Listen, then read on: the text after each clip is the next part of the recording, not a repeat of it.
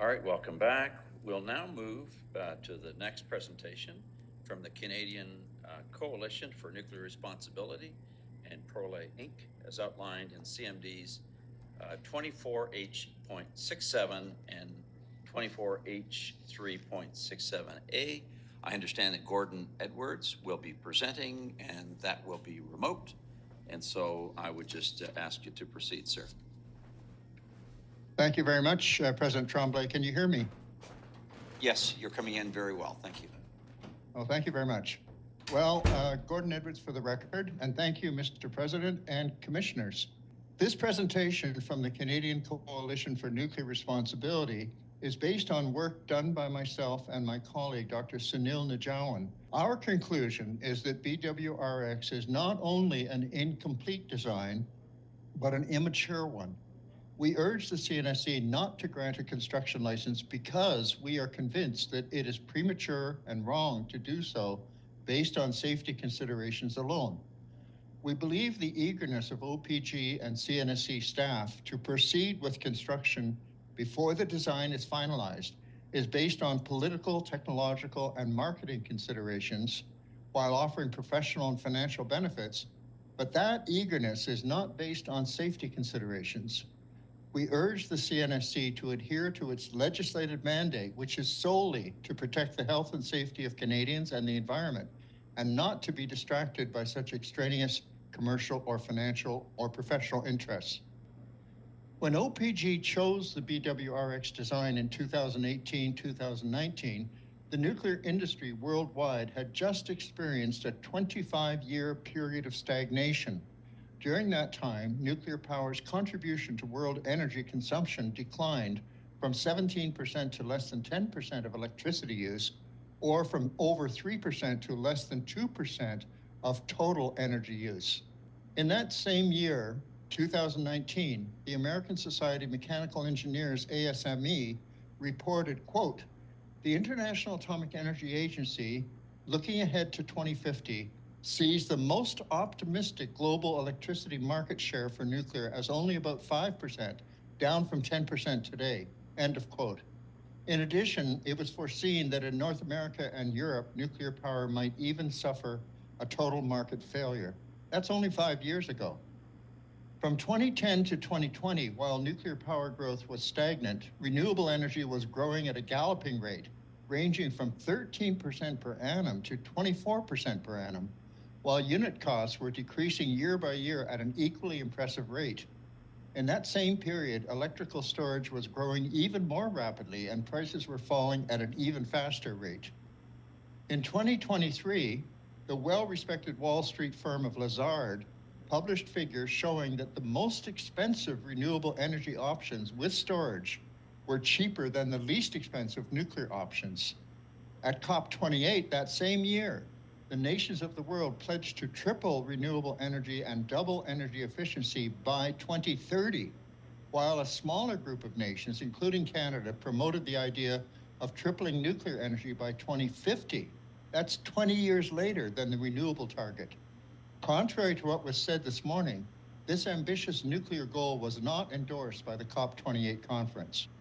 This historical background helps us to understand why the proponent is so eager to build the world's first BWRX reactor even before the design has been finalized, let alone certified by the U.S. Nuclear Regulatory Commission, a regulator with extensive experience in the licensing of boiling water reactors. Neither OPG nor CNSC staff have ever worked on the licensing of a boiling water reactor before, yet they seem eager to rush ahead before the design is complete and before numerous safety-related questions have been answered. Their language betrays their lack of objectivity. OPG calls BWRX a small reactor, but it is about 10 stories above ground and 11 stories below ground for a total of 21 stories. Not so very small after all. OPG also claims that BWRX is a proven design, but it is not. It has never been built before. It is a first of a kind. OPG says BWRX is inherently safe, but that is not a scientific statement. President Jimmy Carter, the only U.S. president ever to be trained in nuclear engineering, commissioned an independent presidential inquiry into the causes of the 1979 Three Mile Island meltdown.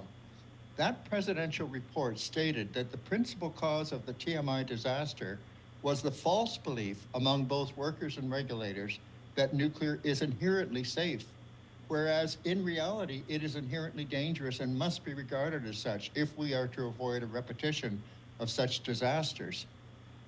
The immediate predecessor of the BWRX is the GE Hitachi Economic Simplified Boiling Water Reactor, ESBWR.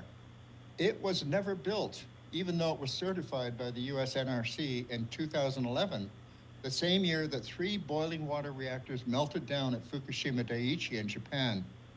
Notice the heading in this GE Hitachi graphic. Quote, simplicity drives cost reduction, end of quote. Not simplicity drives safety enhancement. The motivation here seems clearly to improve competitiveness with renewables by lowering the cost of nuclear, not by improving the safety. In fact, GE Hitachi brags that numerous safety systems characteristic of the ESBWR have been deliberately eliminated as a way of reducing costs, as is stated on this slide. There is no longer any suppression pool. There is no gravity-driven cooling system, or GDCS, no safety relief valves, no depressurization valves, no core catcher. Redundancy of safety is dramatically reduced. If you just look at the 2 diagrams, you will see that the variety of cooling water reservoirs shown in blue has been greatly reduced. ESBWR has several redundant pools of water that can be used to deal with decay heat that have simply disappeared in the BWRX design. Where is the PCCS, for example, the passive containment cooling system? It's on the left, but not on the right. It's gone. In addition, the BWRX has no independent emergency core cooling system other than the isolation condenser system. It has no hydrogen gas recombiners. It has no backup diesel generators and no overpressure relief valves in the reactor vessel or in the containment. What would CNSC commissioners say if OPG were to propose building a CANDU reactor with no emergency core cooling system, relying instead on thermal siphoning through the steam generator to remove decay heat under all circumstances? I hope that they would be shocked. Yet BWRX is relying on one system, the isolation condenser system, ICS, to handle almost all of the functions of other previously included redundant safety systems that have now been eliminated. ICS is intended to prevent overpressurization, to provide all necessary emergency core cooling, and to prevent all hydrogen gas generation, all by itself and by natural circulation alone. Never mind if the natural flow is impeded, perhaps by the presence of non-condensable gases or by lack of an adequate driving force. We urge the commissioners to read Annex D of our submission, which is a verbatim account of a serious 1970 accident at the Humboldt Bay boiling water reactor caused by a failure of the isolation condenser system. This accident was covered up. The Humboldt reactor is cited by GE Hitachi as one of the predecessors of the BWRX. The fact is that isolation condenser systems can and do fail. It is noteworthy that the failure of the ICS at Unit 1 of Fukushima Daiichi, another GE Hitachi predecessor of the BWRX, contributed to the meltdown of that reactor. You will notice in the 2 diagrams that the BWRX has a containment that is only 1/10 of the volume of the ESBWR containment, even though the power of BWRX is about 1/3 of the power of ESBWR. This disproportionate shrinkage of containment can be very dangerous, especially when there are no overpressure relief valves to compensate. In one of the GE Hitachi documents, it is stated that the overpressure relief valves are eliminated in part because they are sometimes the cause of a loss of coolant accident if they spuriously fail in the open position, draining coolant from the core. But there is no discussion of what happens if the reactor vessel isolation valves undergo a spurious failure in the closed position, creating an overpressure within the reactor vessel, but with no overpressure relief valves to compensate. Unlike the CNSC webinars, which to us seem like a kind of pablum, The U.S. NRC has conducted and is still conducting a series of public hearings that are webcast in which regulatory experts ask hard questions of the vendor, GE Hitachi, about their design. In these hearings, the NRC makes it clear that they will not consider granting a license to construct until the design is final and their questions are satisfactorily answered. This slide gives a quote from the official summary of a January 2024 meeting, just 1 year ago, focusing on the GE Hitachi dubious claim of brake exclusion zones, or BEZ. These are magical regions where no sudden breakage of pipes or valves can possibly occur. The NRC staff, this is a quote, the NRC staff will evaluate the regulatory compliance of the final design of the RPV isolation and overpressure protection features for the BWRX-300 SMR and the piping rupture locations or break exclusion zones proposed by GEH during future licensing activities.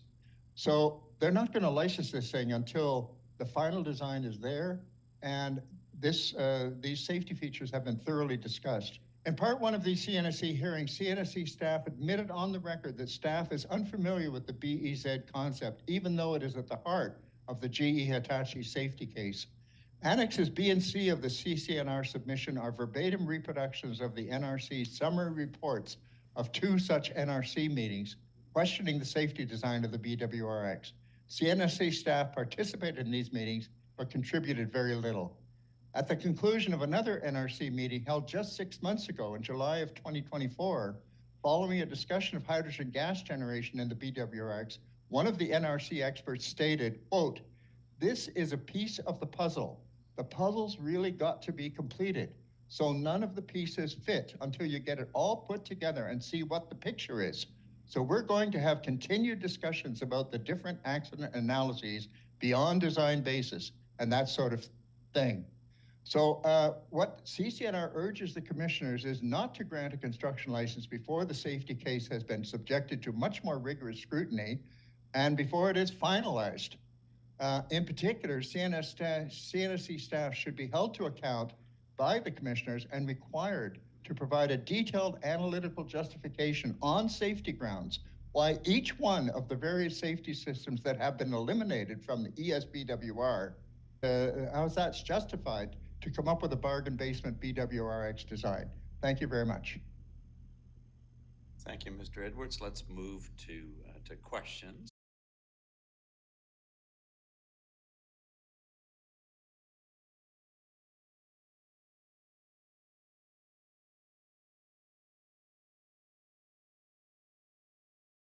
Could I say something about that? Yeah, absolutely, Mr. Edwards. Go ahead. Yeah, I just like, with all respect, I certainly have respect for the engineers and scientists of OPG and for the people in the CNSC. I have no, I'm not impugning anybody's character here. I'm simply saying this is the beginning of a new era. You can't talk about performance-based regulation when you have no performance. There was never an ESBWR built. There has never been a one of these reactors, the BWRX, built. They're first of a kind. So I believe that CNSC should actually be very careful in proceeding because they're setting a precedent for years to come. And if they treat this just to remember that all of the regulatory documents and the regulation processes here in Canada have been based on the can-do design, which is fundamentally different. Contrary to what the CNSC commissioners decided regarding the environmental assessment, I would argue that the boiling water reactor is a totally different core configuration. It has a totally different series of accident scenarios that could occur. And I don't believe that a regulatory system that has been developed exclusively for can-do reactors is now appropriate to be applied to a brand new first-of-a-kind reactor, which eliminates a lot of safety systems that were previously there.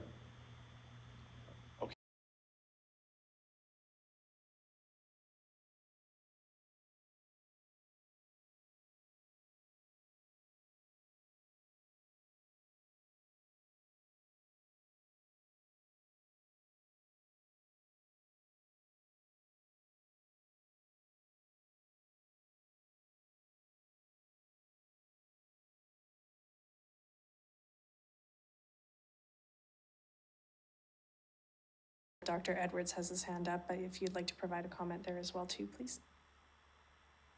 Yes, I would like to comment. I do think that the question of eliminating any safety system has to be justified, and it would be much more, as a Canadian citizen, I would expect that the commissioners would hold their staff accountable for providing analysis and discussion of open questions that have not yet been resolved. We just heard, for example, from the person who just spoke, I'm sorry, I forget the name, that there are questions that are being asked of the proponent. Where are they? We don't see them in the CMD. We don't see them in supporting documents. So why is this not being documented? Also, with regard to if the Canadian public could see working examples of where the CNSC staff is actually asking difficult questions of the proponent and seeing what their answers are and seeing what the interchange is like, either in documentary form or in the form of webinars which are actually genuinely interactive, this would make a huge difference in terms of confidence. I'm concerned that we're embarking rather hastily on a whole new era of nuclear development in Canada in an overly hasty fashion because we have zero experience in regard to these types of reactors. And we should defer, I believe, to the authorities which have the greater degree of experience in this, such as the US NRC. If they're not ready to proceed to accept it as a finalized story, then I don't think we should be. In a quote that I ended my presentation with, a gentleman from the NRC said that it's all pieces of a puzzle. We have to fit the pieces together to see what the overall picture is. I think that not only do we not have the overall picture, we don't even know what the pieces are.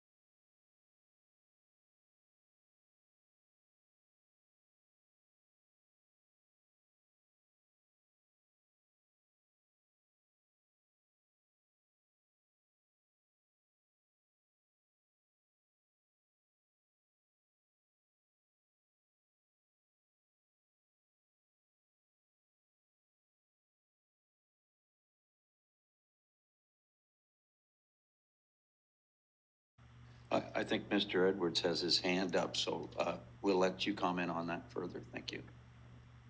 Yes, thank you very much, Mr. President.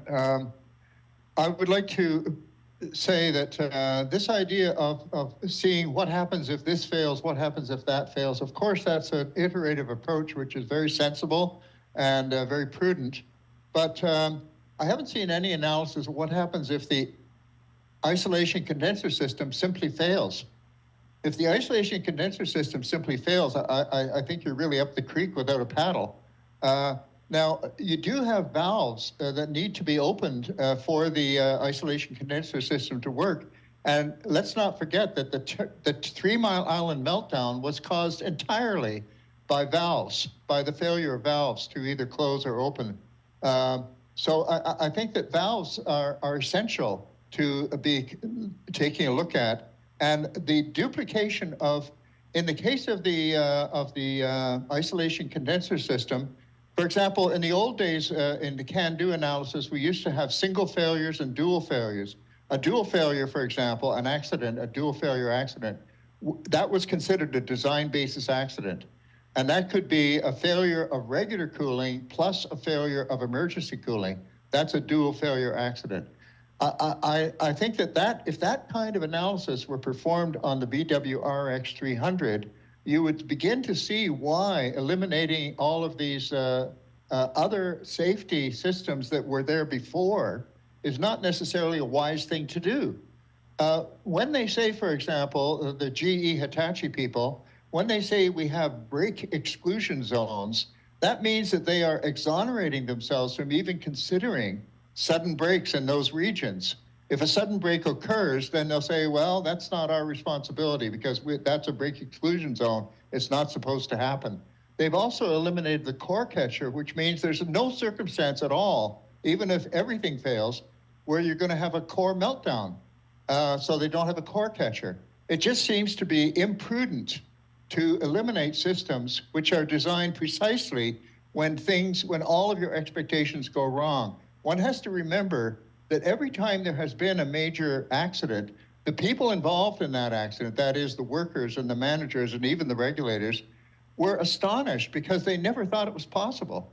It's just like a bolt out of the blue. How could that possibly happen? And every time we've tried to say that a particular reactor system is inherently safe, we've discovered sometimes to our grief that it's not really the case. So I do think that the CNSC has, on one matter that I'm aware of, they have sort of blown the whistle, or tried to blow the whistle with regard to two independent shutdown systems. The fact of the matter is that they really have only the one shutdown system, the rods, but they have two different mechanisms for activating those rods. And by the way, the rods are inserted from the bottom, and therefore, if they were to fall out of the core, they would fall out of the core, whereas our rods in the CANDU system are inserted from the top. So that if they fall into the core, not out of the core. So there are many considerations that just simply have not been talked about, that have not been thoroughly documented. And in addition to requesting OPG to do extra analyses, as CNSC says they do, shouldn't they be doing their own analysis on the OPG to double check the validity of the OPG analysis? It's not always the case that the proponent is going to come up with a, an infallible analysis. There has to be critical analysis of what their analysis says and whether they are making false assumptions that shouldn't be tolerated. So I'm simply saying here that we really should be proceeding with more caution. We should not be premature in giving a license to construct, because if it's constructed as built and that's not the right type of construction it should have had, you can't go back and do it over again. So I think that we should be cautious, and all the pressure to rush or to give a premature license to construct seems to be economic and commercial rather than safety related.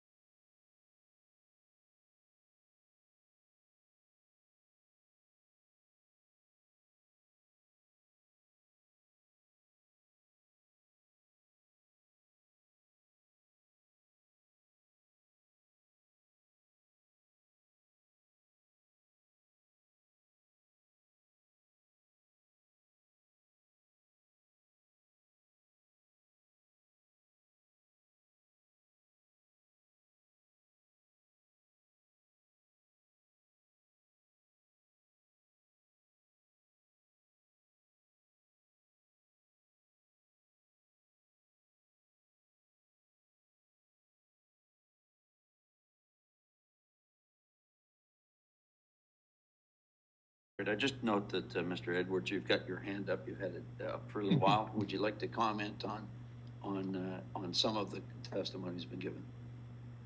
Well, thank you very much, Mr. President. And yeah, I do appreciate the attention that's being given by the Commission to these concerns. I do believe that they're important.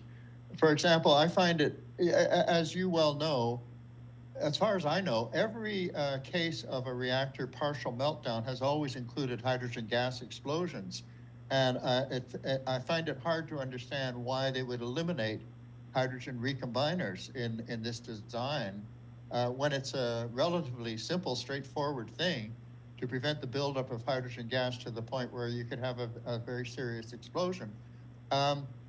So I just think that there's a number of concerns that may be not being flagged. If I could just mention one other one, and excuse me if I'm trying your patience, but I think it's important. When we talk about not designing this just for Canada, or just for the UK, or just for Japan, but for the world, then we have to consider the global implications as well. And one of the things that I find troublesome is the fact that the spent fuel pool is not protected with a large containment structure, but is in fact above ground. When you look at what's happening in Ukraine with Zaporizhia plant, with the conflict going on there, one wonders what are the implications of having the spent fuel pool so vulnerable. That's not so much a concern perhaps at Darlington, although it could be in the case of some external events. But certainly in the case of overseas, and in the case of marketing these things overseas. So we have to bear in mind that this is not just a Canadian design, but it is in fact a design that is intended to be marketed all over the place.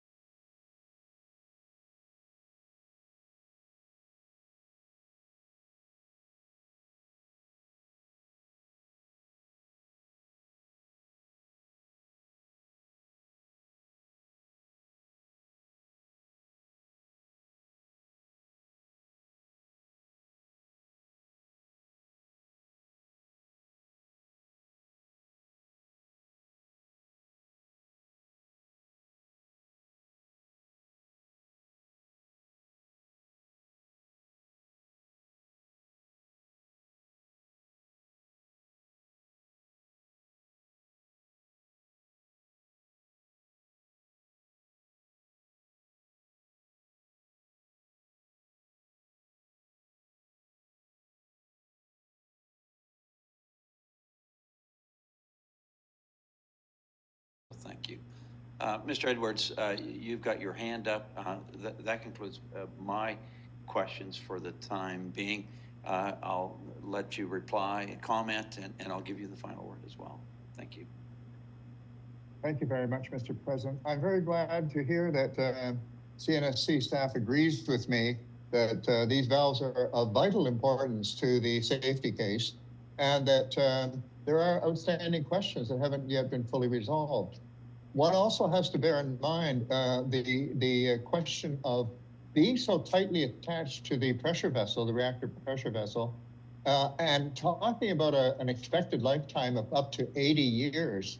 One has to wonder how one would gauge the aging of these valves, how one would test them, how one would verify as time goes on, as the years go by, that the valves are still as functional as they were when they were first installed. So I think that there are some very important questions here. And I think that it demonstrates, to my mind, why the Commission would be fully justified in not granting a construction license at this point, because these outstanding issues have not even been clearly identified in the documentation provided to the Commission as far as I can see. It appears to me that the CMD from the staff should have a large section called Outstanding Issues, identifying for the benefit of the Commission members what are these outstanding issues, how important they are, and what is being undertaken to resolve them, so that the Commission is making its decision in full knowledge of the situation regarding what kind of decision they're being made. Once again, I'd just like to emphasize that the decision of the Commission is very important, not only for Canada, but for other countries in the world as well. And it is indeed a new era. And I don't think that either political or commercial considerations should take precedence over fundamental safety considerations, which is the sole legislated mandate of the CNSC. Thank you. Yeah, on that point, we certainly agree. Thank you, Mr. Edwards. I appreciate your the effort that you applied and the issues that you raised with us. Thank you kindly. Thank you.